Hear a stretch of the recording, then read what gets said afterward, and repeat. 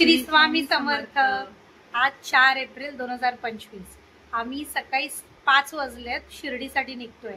आज सगळ्या पालख्या म्हणजे जवळ जास्त करून पालख्या शिर्डीला पोहोचतील। साईसेवक पालखी पण पोहोचेल। साईसेवक पालखीमध्ये ह्या मॅडमचे मिस्टर आहेत। आम्ही त्यांना घ्यायला, त्यांना भेटायला रामनवमीला आम्ही जातोच दरवर्षी। मध्ये आय थिंक कोविड आणि अजून एक कुठचं तरी वर्ष होतं जे आम्ही नाही जाऊ शकलो होतो काही कारणामुळे, पण आता जाणार। सो मी लवकर निघायचा प्लॅन केला होता 4 वाजता, पण 5 वाजले निघता जाऊ दे। रस्त्यात भेटणाऱ्या सगळ्या पालख्यांचं दर्शन म्हणजे मी पण घेणार आहे आणि तुम्हाला पण व्हिडिओमधून व्हावं असा प्रयत्न करीन, व्हिडिओ काढायला ट्राय करीन। सो शेवटपर्यंत राहा, आमच्याबरोबर शिर्डीचा प्रवास पूर्ण करा, रामनवमीचा उत्सव बघा, व्हिडिओमध्ये नक्की शेवटपर्यंत राहा। ऑल सेट, निघालोय। नंदी महाराज आमचे उभे आहेत। आमच्या मॅडम नंदीमध्ये जाऊन झोपल्या पण आहेत। छोट्या मॅडम, आमच्या छोट्या मॅडम दाखवते तुम्हाला। हे बघा, फुल बेड करून सामान बिमान साईड लावून मॅडम बेड बनवून झोपल्या। आमच्या दोघींच्या या पुढच्या सीट्स आणि हा पूरा एरिया आमच्या मॅडमचा। सकाळचे 6 वाजलेत। आम्ही नाशिक हायवेला लागलोय। रस्ता मोकळा आहे, पण काय सकाळचे ट्रक असतात ते असतातच। ठीक आहे, ओके। आम्ही समृद्धी महामार्गाने नाही जाणार आहे, कारण मला स्वतःला जुन्या रस्त्यानेच जायला आवडतं, जो घोटी मार्गे जातो ना तिथून। माहित नाही का, हायवेने आपण लवकर पोहोचतो, पण जुन्या रस्त्याने आपण सगळं छान असं बघत जातो। परत आधीच्या आठवणी सांगत जातो, इथे हे होतं, इथे आपण थांबलेलो, इथे ते केलेलं। सो मला तोच रस्ता आवडतो। सो मी जुन्या रस्त्यानेच जाणार आहे। आणि शिवाय जुन्या रस्त्यात ना पालख्या पण भेटतील अजून, म्हणजे ज्या मुंबईवरनं लेट निघाल्यात किंवा काय, तर ते बघत सगळं छान आपण पाया पडत शिर्डीला पोहोचू। हाय, ही बघा बाजूची सीट रिकामी झाली आहे, ही सीट पाठी गेली। दोघी मस्त झोपतात, ड्रायव्हर चालवतोय गाडी।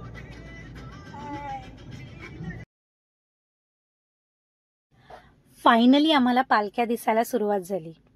शिर्डीच्या दिशेने जाताना लागणारी आम्हाला ही पहिली पालखी। साधारण शिर्डीपासून 25 ते 26 किलोमीटर आधी आम्हाला ही पालखी दिसली। आम्ही पालखीचं छान दर्शन घेतलं। ही पालखी विरारची होती।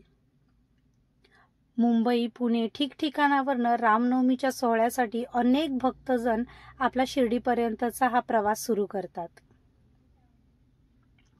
किती आश्चर्य आहे ना, या पदयात्र्यांच्या चेहऱ्यावर कुठच्याच प्रकारचा थकवा किंवा किती मुलं अनवाणी चालतायत, त्या अनवाणीपणामुळे होणारा त्रास काही म्हणजे काहीच दिसत नाही। अगदी आनंदाने नाचत गाजत हे सगळे जण आपली शिर्डीपर्यंतची पदयात्रा पूर्ण करतात।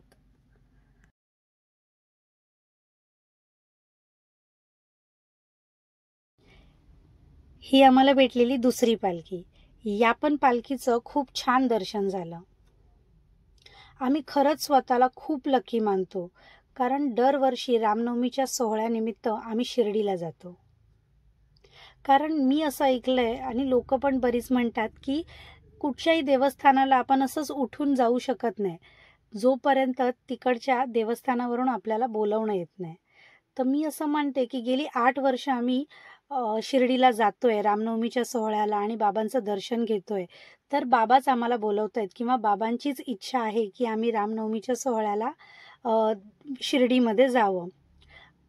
ही लाखो लोक जी शिर्डीला पोचतायत, ही बाबांच्याच इच्छेमुळे पोचतायत, त्यांचंच बोलवणं आलंय म्हणून ते लोक तिथपर्यंत पदयात्रा पूर्ण करू शकतायत।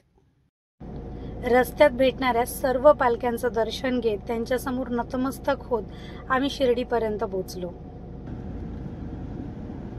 रस्त्यात आम्हाला साई लीला पालखीचा रथ देखील दिसला।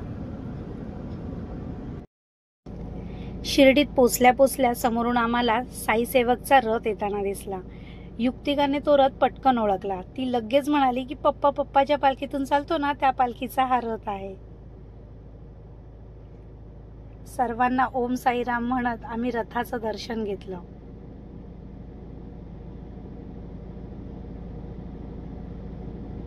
युक्तिका खूप एक्साइटेड होती, कारण 9 दिवसानंतर ती तिच्या पप्पाला भेटणार होती।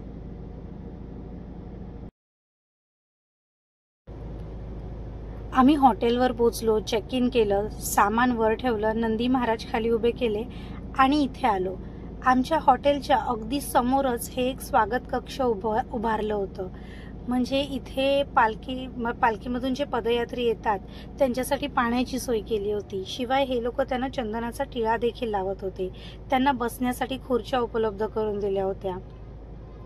आणि इथे ज्या पालख्या येत होत्या त्या पालख्यांचं इथे अगदी म्हणजे मनोभावे स्वागत केलं जात होतं.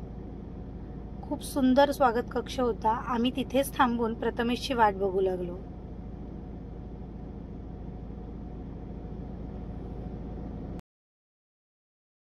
सचिन तांबे म्हणून जे आहेत त्यांच्या नेतृत्वाखाली या स्वागत कक्षाची उभारणी झाली होती.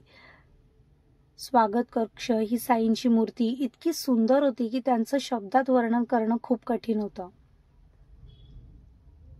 इथे या ठिकाणी पालखी थांबवली जाते, तिची आरती होते, पूजा होते, पदयात्र्यांचा सत्कार केला जातो आणि त्यानंतर त्या सर्वांचं शिर्डीमध्ये स्वागत केलं जातं.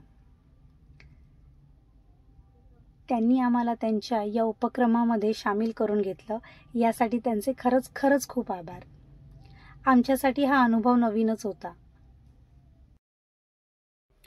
येणाऱ्या पदयात्रियांचं स्वागत करताना आम्हाला या स्वागत कक्षामध्ये असलेल्या प्रत्येक व्यक्तीचा सेवाभाव जवळून अनुभवता आला.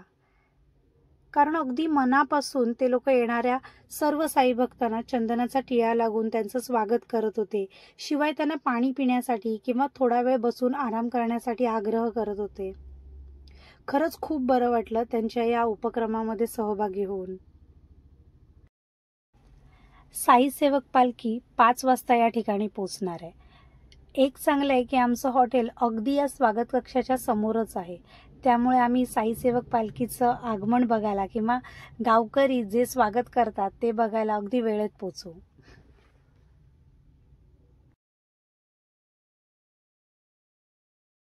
श्री स्वामी समर्थ. हे बघा, प्रथमेश भेटला, पालखी पण भेटली. पण पालखी येताना असा माझा मूर्खपणा झाला ना की एक्साइटमेंट लेवल इतकी होती की मी ते कॅमेराचं बटनच ऑन करायला विसरली. त्यामुळे पालखी शिर्डीमध्ये प्रवेश करतानाचा व्हिडिओ माझा फ्लॉप झाला, म्हणजे आलाच नाही. मी कॅमेराच चालू नाही केला. जाऊ दे.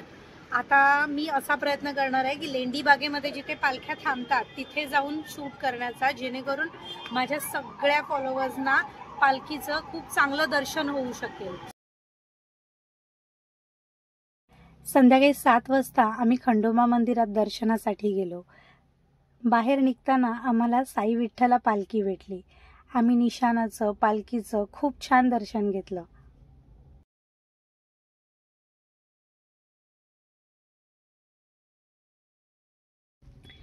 चला मग साई विठ्ठला पालखीसोबत आपण सुद्धा पुन्हा मंदिरात जाऊन खंडोबारायांचं दर्शन घेऊया. ओम श्री साईनाथाय नमः असं म्हणत ही पालखी खंडोबारायाच्या मंदिरात दाखल झाली.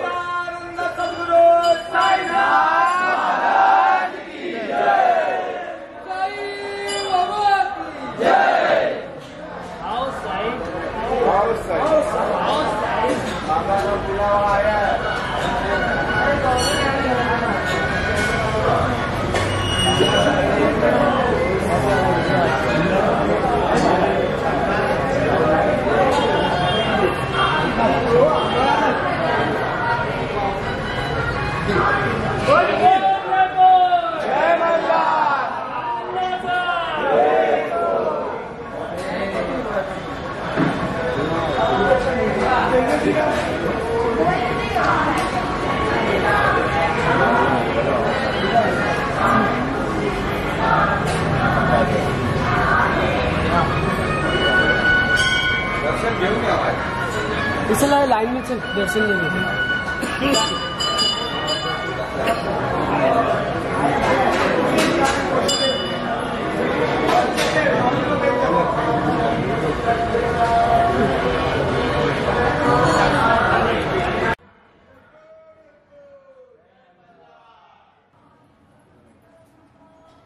सर्व साई भक्तांना माहीत असणारच आहे, तरी पण मी एक औपचारिकता म्हणून सांगते की जेव्हा साईबाबा सर्वात पहिल्यांदा शिर्डीत आले तेव्हा ते याच खंडोबा मंदिरात आले होते. याच खंडोबा मंदिरामध्ये त्यांचं आगमन झालं होतं. या मंदिराचे जे पुजारी होते महाळसापती, त्यांनीच सर्वप्रथम साईंना आओ साई अशी हाक मारली. त्यानंतर शिर्डीमध्ये सगळेजण बाबांना साई बाबा या नावाने ओळखू लागले. आता तुम्ही या गोष्टीला योगायोग म्हणाल की काय म्हणाल माहीत नाही, पण जर तुम्हाला माहीत असेल की अक्कलकोटमध्ये जेव्हा श्री स्वामी समर्थांचं आगमन झालं तेव्हा ते सुद्धा तिथे असलेल्या एका खंडोबा मंदिराचंच सर्वप्रथम आले होते. ते खंडोबा मंदिर आज पण अक्कलकोटामध्ये आहे. आपण तिथे त्यांचं दर्शन घेऊ शकतो. जर हा योगायोग असेल तर हा खरंच किती सुंदर योगायोग आहे ना. आजचा आमचा दिवस खूप धावपळीचा आणि दमवणारा होता, त्यामुळे आज आम्ही दर्शन घेतलं नाहीये. दर्शन आम्ही उद्या घेऊ. म्हणजे आज सकाळी लवकर उठलो, त्याच्यानंतर एवढा प्रवास, नंतर मग इथे आलो. रस्त्यामध्ये पालख्यांचं दर्शन घ्यायला बरीच धावपळ झाली, व्हिडिओ काढायला बरीच धावपळ झाली. बघूया आता उद्या जसं जमेल तसं आम्ही दर्शन घेऊ. दुसरं म्हणजे उद्या सकाळी साई लीला येईल. आज सगळे साईसेवक, सगळी पब्लिक साईसेवकची बघाल त्याच्या गळ्यामध्ये साईसेवकचाच बॅच होता. उद्या साई लीलाची पब्लिक दिसेल आपल्याला. सकाळी 9 वाजता येईल साई लीलाची पालखी. तर मी सकाळी 8 वाजताच जाऊन बसणार आहे, कारण आज जी चुकी झाली ना, आजचा जो मूर्खपणा होता माझा, तो मला परत रिपीट नाही करायचा आहे. सो मी सगळं सेटअप घेऊन बरोबर 8-8:30 पर्यंत पोहोचेन तिथे. बघूया पालखी येईल तेव्हा तुम्हाला पण दाखवते पालखी म्हणजे प्रवेश करताना किंवा शिर्डीतली लोक त्यांचं स्वागत करताना वगैरे. ॲक्च्युली खूप छान असतं ते, बघण्यासारखं असतं ते. त्यामुळे त्या एक्साइटमेंटमध्ये मी आज ते बटनच दाबायचं विसरून गेले. मला सारखं ते असं मनाला चरचर होतंय. पण ठीक आहे, आता काय, गेलेली गोष्ट आपण परत तर नाही आणू शकत. उद्या बघू आपण, उद्या साई लीलाचं दर्शन घेऊया. आपण सगळ्यांनी बऱ्याच रील्स बघितल्या असतील. इथे एक म्युझियम आहे शिर्डीमध्ये, म्हणजे साईबाबांच्या जीवनावर आधारित त्याच्यामध्ये सगळ्या माहिती किंवा रोल प्ले केलेले आहेत.